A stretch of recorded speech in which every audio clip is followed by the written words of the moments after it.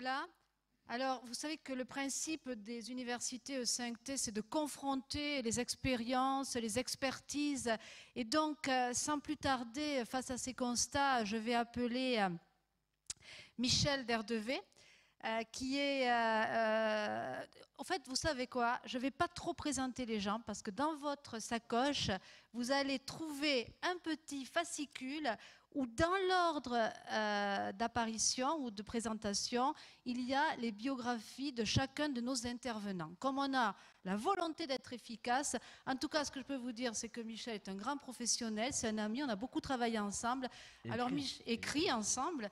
Donc sur cette COP 21, et toi, aujourd'hui, à la tête d'un grand groupe sur l'énergie et les réseaux, que peux-tu nous dire, Michel? Merci Myriam de cette introduction très amicale.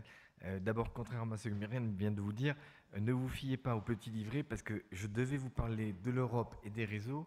Et puis compte tenu de ce qui a été dit précédemment et de l'excellente introduction de Jean-Marie, j'ai plutôt envie de vous parler de la COP 21 pour qu'on reste dans cette séquence introductive. Puis on aura l'occasion en un jour et demi de parler de la problématique des infrastructures de transport, de distribution d'électricité ou de gaz. Alors, d'abord, Jean-Marie Chevalier le rappelait à l'instant, il est nécessaire de prendre conscience qu'on est dans un moment important, dans un moment historique, dans un moment qui n'est pas uniquement écologique, qui est aussi un moment économique. Économique, pourquoi? Parce qu'il y a un mot qui n'a pas été employé jusqu'à l'instant, c'est le mot de rupture. On voit bien qu'au lendemain de la COP 21, mi-décembre, janvier 2016, il faudra penser le monde en termes de rupture. On ne pourra plus continuer, à la fois au plan économique et écologique, à fonctionner de la même manière. Donc on n'est pas uniquement dans une question d'adaptation des politiques économiques ou énergétiques, on est vraiment dans la nécessité de penser un nouveau système. Et la meilleure preuve, c'est le risque qu'il peut y avoir, de mon point de vue, que Jean-Marie évoquait aussi avec ces mots à l'instant, de découplage entre le discours et la réalité. Le discours, ce serait le phénomène grand-messe, donc des déclarations politiques de principe. Puis la réalité, ce serait que vous, comme moi, on a lu dans Le Monde cet été, la Turquie qui multiplie par 3 son parc charbon. La Pologne qui reste majoritairement avec une production charbon et qui n'est pas prête à abandonner, à basculer dans un mix différent aussitôt. Et donc le grand danger, c'est cet écart entre une sorte de discours de façade, qui serait un discours volontariste, et une réalité intrinsèque dans chacune des parties prenantes, puisque c'est le thème convenu, qui serait fort différente. Donc ça, il faut le surveiller. Et bien entendu qu'un des outils qu'il faut espérer, Jean-Marie Chevalier l'évoquait à l'instant, c'est une valorisation, un prix de carbone, exercé soit sous forme de taxation, soit sous forme de marché. Les formules de ce point de vue-là existent, elles peuvent être intercomparées. N'oublions pas que l'Europe, simplement, petite parenthèse, elle a été leader dans la création, à partir de 2003-2004, d'un marché du carbone. Ce marché ETS, il nous faut, nous, Européens, le revivifier, lui donner du sens, instaurer une nouvelle gouvernance. C'est un des enjeux qu'on a.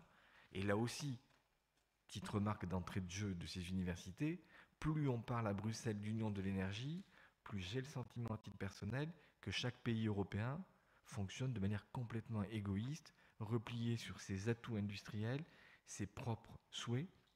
Et donc on a un décalage profond entre le rêve, la projection idéale d'une vraie politique européenne de l'énergie et une réalité de repli souverainiste derrière les barrières de ses propres enjeux et de ses propres industries.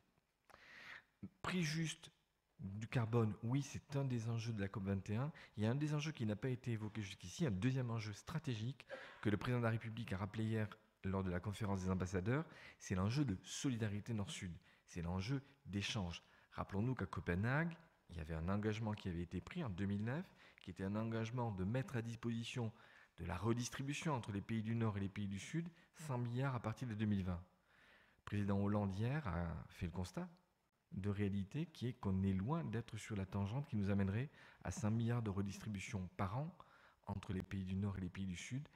Et pourtant, il faudra bien financer ce nouveau paradigme. Et c'est vrai que des économistes, Patrick Geoffroy en parlera tout à l'heure, de la grande université qu'est Dauphine, ont théorisé, Christian de Pertuis le premier, un système de bonus-malus qui serait un système global dans lequel les pays qui feraient des efforts serait compensé par un système de redistribution au plan mondial. Mais ça aussi, on peut espérer que la COP sera imaginative et créatrice en la matière. Deuxième enjeu que j'aimerais évoquer, c'est un enjeu qu'on n'évoque pas souvent, c'est le changement culturel. Dans le domaine énergétique, on est encore très très majoritairement dans une culture de l'offre. Et on se pose moins la question de la demande. Or, quand Jean-Marie Chevalier nous parle d'efficacité, on voit bien qu'on est pleinement dans le domaine de la demande. Quand on parle de changement de paradigme pour le client, consommateur, citoyen, on est pleinement dans quelque chose qui est à venir.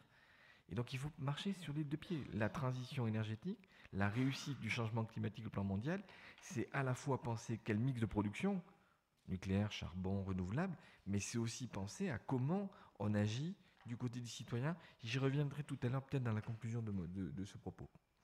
Donc, clairement, le signal prix carbone, un prix du carbone mondial, ça ne suffira pas pour envisager que la COP est réussie. Il faut bousculer, aller de l'avant, aboutir à ce qui serait une disruption durable dans les habitudes des industriels et des citoyens.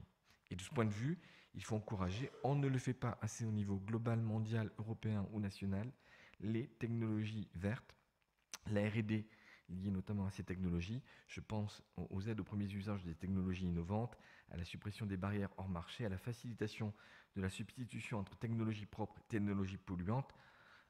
Je ne voudrais pas cibler un secteur industriel particulier, mais rappelez-vous en France, chaque fois que la question du diesel est évoquée, combien en quelques jours cette question est refermée par rapport à certains intérêts industriels, comme s'il y avait encore des domaines sacrés sur lesquels il ne fallait pas toucher. On voit bien que les intérêts industriels priment encore parfois sur la réalité de bon sens et les mutations, les disruptions sans doute engagées. J'aimerais terminer par un troisième enjeu qui est l'enjeu que j'ai qualifié d'enjeu citoyen. C'est l'enjeu de vulgarisation. Vous savez, vulgariser, c'est pas être vulgaire. Vulgariser, c'est amener le plus grand nombre de nos concitoyens à comprendre des enjeux globaux.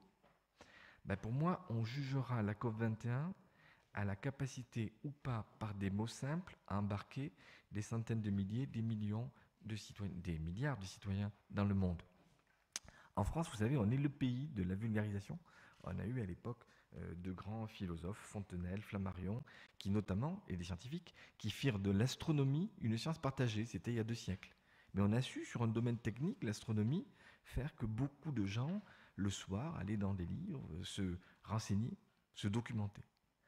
La COP21, ça ne doit pas rester un phénomène pour quelques bobos parisiens ou pour quelques experts du domaine énergétique ou du développement durable. La COP21 à La Rochelle, grâce à Jean-François Fontaine et ailleurs, ça doit être partagé. Et le sujet, pour moi aujourd'hui, il est posé de comment la presse régionale, hebdomadaire, quotidienne, va s'impliquer, comment les médias vont porter, vont accompagner le mouvement. Si on reste sur un phénomène parisien, global, un peu mythifié, on ne fera pas l'effort d'embarquement des Français et on risque de louper une grande partie du message. Alors, je vous parlais tout à l'heure du marché du carbone européen, ETS. C'est peut-être pas autour de ce sujet qu'on arrivera à faire comprendre les enjeux du changement climatique mondial à La Rochelle. Mais vous l'évoquiez tout à l'heure, monsieur le maire, mais il y a des exemples concrets qui, eux, parlent à tout le monde, quel que soit l'âge, la catégorie sociale, le métier qu'on exerce ou sa sensibilité personnelle. Et je pense qu'on doit travailler là-dessus. Je fais partie d'une génération qui est née avec la crise du pétrole en 1973. Et vous vous rappelez, à l'époque, il y avait des grandes campagnes ou des slogans, on n'a pas de pétrole, mais on a des idées. Et puis après, il y a eu la chasse au gaspillage. Puis il y a des moments dans lesquels, par des messages très simples, communiquant, les Français, ils ont compris qu'il y avait peut-être un moment qui était un moment de rupture. J'évoquais ce mot tout à l'heure. La question que je souhaiterais qu'on adresse dans ces universités, c'est comment aujourd'hui, en 2015, on va s'adresser à tout le monde dans notre pays, au niveau européen, au niveau mondial, avec des mots simples, compréhensibles. C'est une vraie question citoyenne qui concerne tout le monde. Et donc, Myriam, je suggère que peut-être les universités en fassent un concours d'imagination. Alors, je ne sais pas, maîtriser aujourd'hui, survivre demain, penser globalement, agir localement. Alors ça, on ne pourra pas le prendre comme slogan, parce qu'on a déjà écrit une tribune avec Michel dans les Échos, Michel Saban, il y a 6 mois, donc celui-là est préempté. Mais tu évoquais « Seul on va vite, ensemble on va loin ». Enfin, N'hésitez pas. Je voudrais juste terminer par le message de l'Agence suédoise de maîtrise de l'énergie, qui là-dessus a eu un slogan en utilisant l'humour, mais il n'est pas interdit d'avoir de l'humour quand on veut promouvoir un nouveau type de développement énergétique. Le message de l'Agence suédoise de l'économie de l'énergie, c'était « Si vous chantez sous la douche, choisissez des chants plus courts ». Merci.